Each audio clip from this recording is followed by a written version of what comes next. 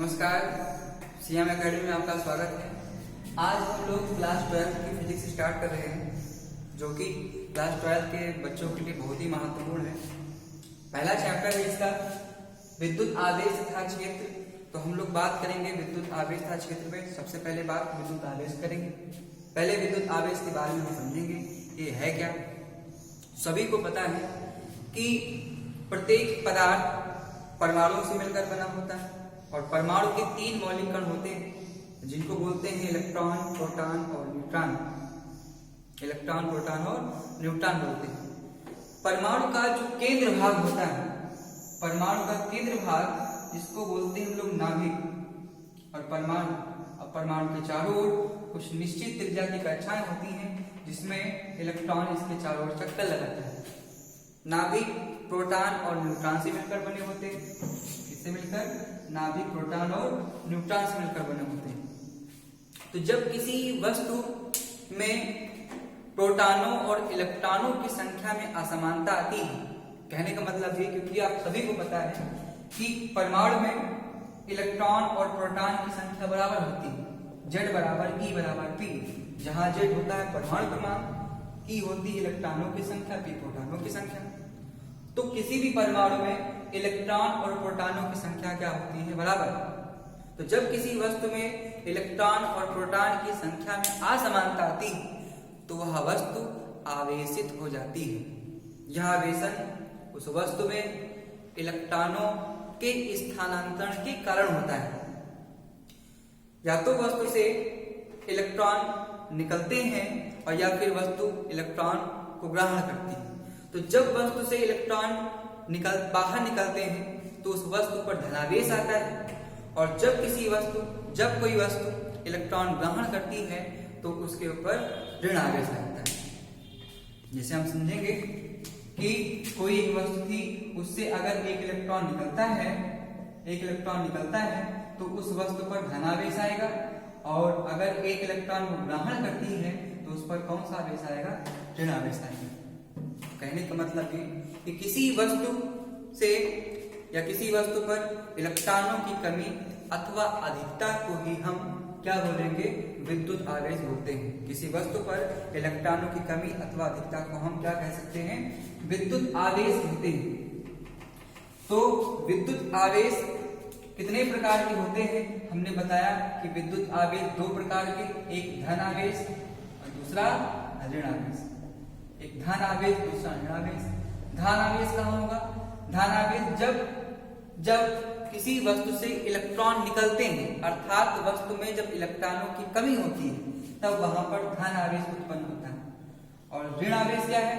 जब कोई वस्तु इस इलेक्ट्रॉन ग्रहण करती है, अर्थात जहां पर किसी वस्तु में इलेक्ट्रॉनों की अधिकता होती है, तो वहां पर ऋण आवेश होता है। तो हमने बोला कि किसी वस्तु पर इलेक्ट्रॉनों की कमी या जो अधिकता होगी वो क्या कहलाएगी? वो धन आवेश कहलाएगी। धन आवेश कितने प्रकार के? धन आवेश 2 प्रकार के, आवेश कहलाएंगे। आवेश कितने प्रकार के? आवेश 2 प्रकार के, धन आवेश एक, ऋण आवेश। तो बात करते हैं हम लोग आगे। हम मान लें कि कोई एक वस्तु है और उस वस्तु का जो आवेश है, वो वस्तु क्यों आवेश से आवेशित है, उस पर इलेक्ट्रॉनों की कमी या अधिकता हो रही हो, तो हम मान लें कि माना उस वस्तु पर n इलेक्ट्रॉनों की कमी या अधिकता होती है। n इलेक्ट्रॉन कमी या अधिकता होती है। प्रत्येक इलेक्ट्रॉन का जो आवेश है वो E है। प्रत्येक इलेक्ट्रॉन का आवेश कितना है? E है। तो इस दशा में जो क्यों होगा, जो विद्युत आवेश होगा, वो क्यों बराबर किसके होगा? Ne के। क्यों बराबर किसके? Ne के होगा। तो n क्या है? इलेक्ट्रॉनों की संख्या। E क्या है? प्रत्येक इलेक्ट्रॉन पर आवेश। जहां E को बोलते हैं हम लोग मूल आवेश। क्या बोलते हैं?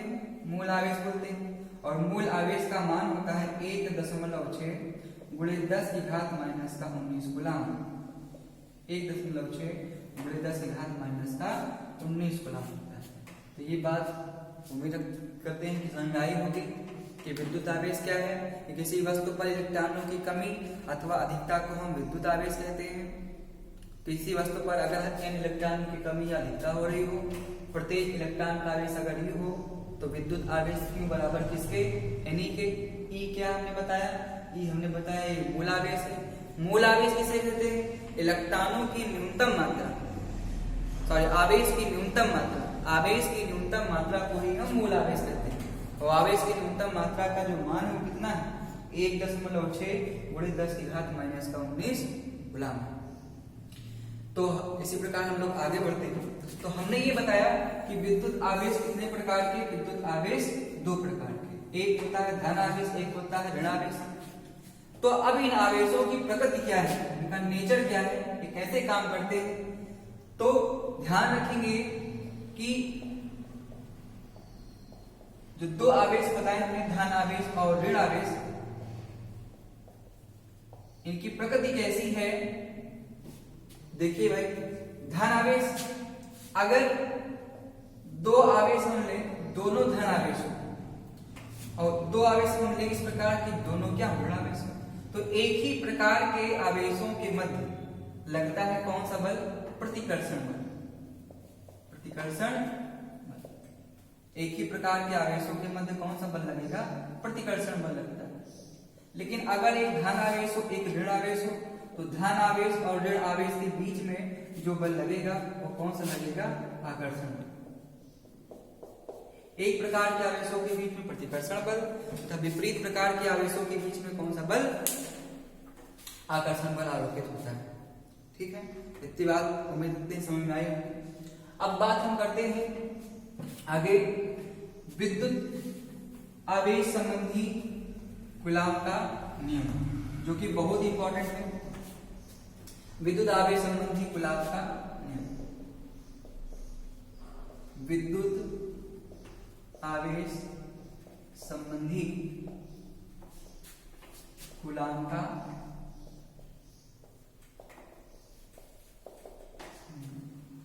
तो विद्युत आवेश संबंधी कूलम का नियम क्या है। कूलम ने बताया कि अगर कोई 2 आवेश, वो आवेश कैसे भी हो, चाहे धनात्मक हो, चाहे ऋणात्मक हो, चाहे एक धनात्मक हो और चाहे एक ऋणात्मक हो, अगर आवेश दोनों धनात्मक हैं तो दोनों आवेशों के मध्य लगेगा कौन सा बल, प्रतिकर्षण बल।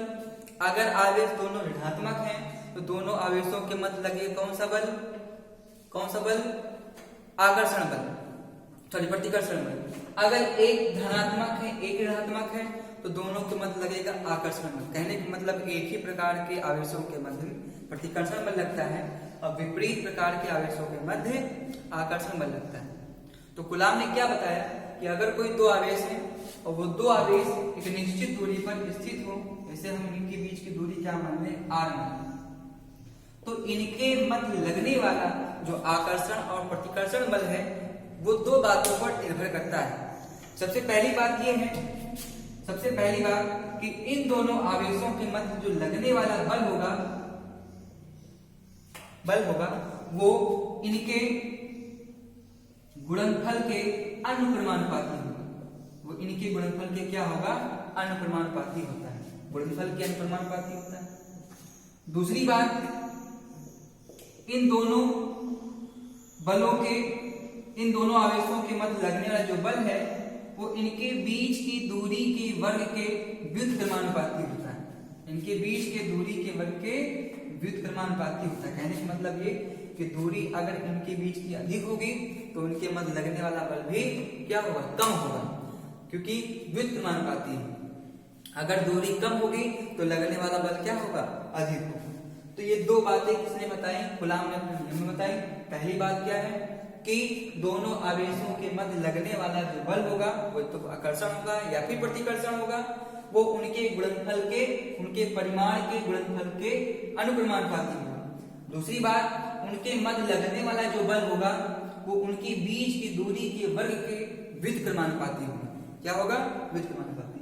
तो अगर इन दोनों इक्वेशनों को मिला दिया जाए तो इस कंडीशन में, इसी के आगे समझेंगे, इस कंडीशन में जो F है, जो बल है, वो बल डिपेंड किस पे कर रहा है, Q1 इंटू Q2 अपान किसके, R square, Q1 Q2 upon R square. ठीक है। अब अब आगे हम लोग बात करते हैं। तो फिजिक्स में कहीं भी जब हम लोग इस अनुक्रमानुपाती का साइन हटाएंगे तो कोई ना कोई कांस्टेंट वैल्यू आकर के जुड़ती है जो कि प्रयोगात्मक मान होते हैं। तो यहाँ पर जब इस अनुक्रमानुपाती का चिन्ह हटाते हैं तो यहाँ पर आता है 1/4 पाई एप्सिलॉन नॉट के। 1/4 पाई, इसके बारे में पता ही 4 है, ये पाई है, ये होता है एप्सिलॉन नॉट या एप्सिलॉन 0 निर्वात की घुलनशीलता, और के होता है निर्वात का परावैद्यतांक। इसके बारे में हम लोग आगे चर्चा करेंगे। फिर क्या लिखा, Q1 इंटू Q2 अपान किसके R अपान।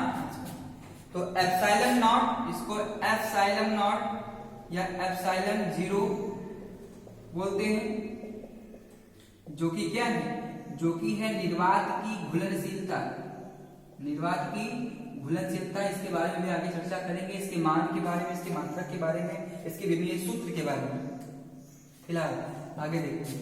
के क्या है, के निर्वात का परावैद्यतांक, परावैद्यतांक होता है, जहां इसका वायु के लिए जो मान होता है, वायु के लिए इसका मान के बराबर 1 होता है। के बराबर कितना होता है, 1 होता है। तो इस प्रकार अगर देखा जाए तो F बराबर 1/4 पाई एप्सिलॉन नॉट, के का मान हमने 1 रखा तो के हट गया, into Q1 Q2 upon R square, Q1 Q2 upon R square. ठीक है। अब क्योंकि 1/4 पाई एप्सिलॉन नॉट या एप्सिलॉन नॉट के, क्योंकि ये प्रयोगात्मक मान है, इसका कोई ना कोई मान होगा ही, तो हम लोग एप्सिलॉन 0 का मान रखते हैं, वो भी हम आगे बताते हैं कितना है, 4 और पाई का मान रखते हैं, हल करते हैं, तब हमको जाकर के यहाँ पर मिलता है, एक वैल्यू मिलती है 9 गुणे 10 की घात 9, 9 गुणे 10 की घात 9 into Q1 Q2 upon R square, Q1 Q2 upon R square. तो ये नियम किसका है, ये नियम है विद्युत आवेश संबंधी कूलाम। तो कूलाम ने क्या बताया, बहुत इंपॉर्टेंट है, बहुत ध्यान रखना है हम लोगों को। क्या बताया कूलाम ने ये बताया कि किन्हीं दो आवेशों के मध्य लगने वाला आकर्षण एवं प्रतिकर्षण बल उन आवेशों के परिमाण के गुणनफल के अनुक्रमानुपाती तथा उनके बीच की दूरी के वर्ग के व्युत्क्रमानुपाती होता है। ठीक है, उम्मीद रखते हैं समझ में आ गया होगा। फिर आगे हम लोग बात करते हैं, हमने इसमें बताया, आपको कुछ बातें बताई कि एप्सिलॉन 0 और क्या बताया, निर्वात का परावर्तन। क्वेश्चन इससे पूछा था एप्सिलॉन 0 का विमीय सूत्र, एप्सिलॉन 0 का मान, एप्सिलॉन 0 का मात्रक। तो एप्सिलॉन 0 के बारे में हम लोग अब इसके बारे में बात करते हैं ना, समझ में आया। तो आपको पता ही है कि बल का मात्रक क्या होता है, बल का मात्रक अगर हम लोग एसआई पद्धति में बात करें तो बल का मात्रक न्यूटन, आवेश का मात्रक कूलाम, आवेश का मात्रक कूलाम, और दूरी का मात्रक होता है, दूरी का मात्रक मीटर। तो अब हम लोग बात करते हैं एप्सिलॉन नॉट के बारे में। तो सबसे पहले हम लोग एप्सिलॉन नॉट का निकालेंगे मात्रक। एप्सिलॉन 0 निर्वात की घुलनशीलता, इसके हम लोग मात्रक के बारे में जानेंगे। तो आपको पता है कि F बराबर होता है 1/4 pi epsilon not into Q1 into Q2 upon किसके, R स्क्वायर के। क्योंकि हमको इसका मात्रक चाहिए तो हम लोग क्या करें, इस एप्सिलॉन 0 को क्रॉस मल्टीप्लाई करके F की जगह पर पहुंचा दे और F को एप्सिलॉन नॉट की जगह पहुंचा दे। तो इस प्रकार बना क्या, epsilon naught is equal to 1/4 pi into F into Q1 Q2 upon किसके, R square, Q1 Q2 upon R square. तो यहां पर 1/4 पाई क्योंकि एक कांस्टेंट वैल्यू है, विमानहीन है, इसका कोई मात्रक विमानहीन होगी। F का मात्रक है, आपको पता है कि F का मात्रक न्यूटन, R क्योंकि दूरी है, दूरी का मात्रक मीटर, क्यों क्या है, क्यों है आवेश और आवेश का मात्रक कूलाम। तो पहला जो Q1 है, पहला जो आवेश है उसका मात्रक लिखेंगे कूलाम, दूसरा जो आवेश है उसका मात्रक लिखेंगे कूलाम, बटे इस F बल है, बल का मात्रक न्यूटन, और ये दूरी है, दूरी का मात्रक मीटर, तो पूरे मीटर का स्क्वायर, स्क्वायर लगाएं। तो ऊपर कूलाम इंटू कूलाम का मतलब हो गया कूलाम का स्क्वायर, कूलाम का बटे upon newton into metre, newton into metre square. तो ये हो गया एप्सिलॉन नॉट का मात्रक, कूलाम स्क्वायर प्रति newton into metre square, coulomb square प्रति न्यूटन इंटू मीटर स्क्वायर। ठीक है, अब हम लोग बात करते हैं आगे एप्सिलॉन नॉट के विमीय सूत्र के बारे में। इसके सवाल ले लेंगे आप लोग जिनको समझना है। एप्सिलॉन नॉट के विमीय सूत्र के बारे में। तो एप्सिलॉन नॉट का विमीय सूत्र, एप्सिलॉन नॉट का विमीय सूत्र।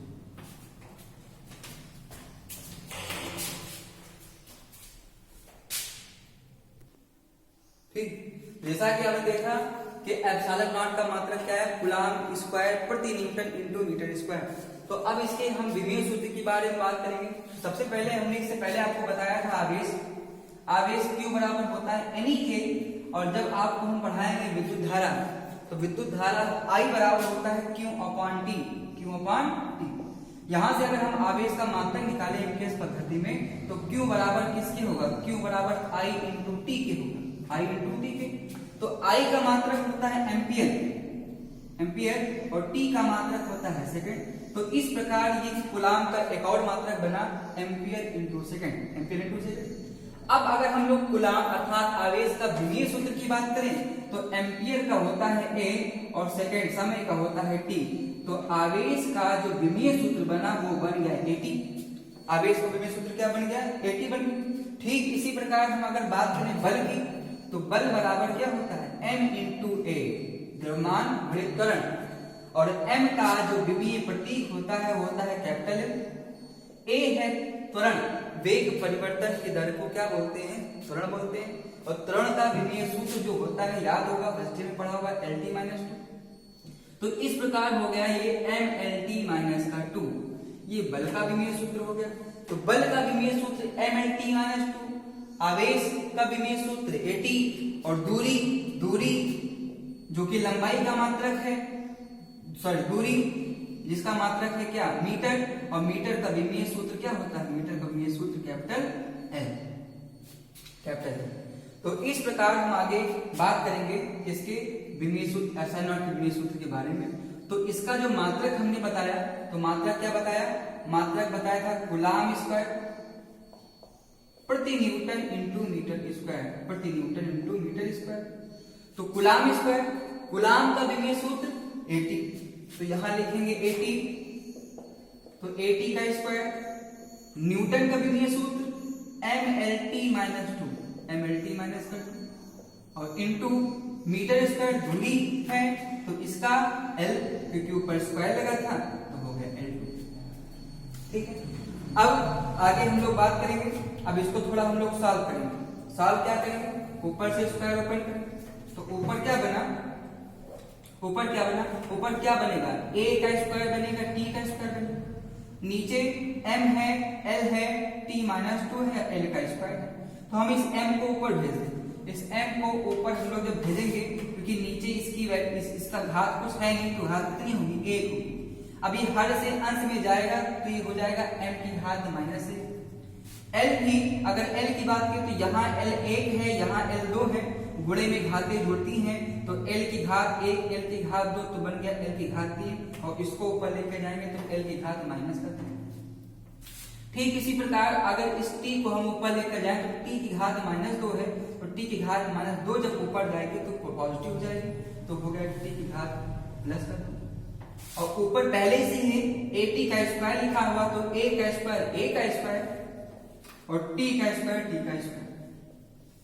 तो यहां हम बात करेंगे, तो यहाँ T स्क्वायर है, तो ये बन गया M की घात -1, L की घात -3, T की घात 4, A की घात 2। तो ये हो गया एप्सिलॉन नॉट का विमीय सूत्र। तो उम्मीद करते हैं इतनी बातें समझ में आई होंगी। आगे बात करेंगे अपने अगले वीडियो, तब तक के लिए धन्यवाद।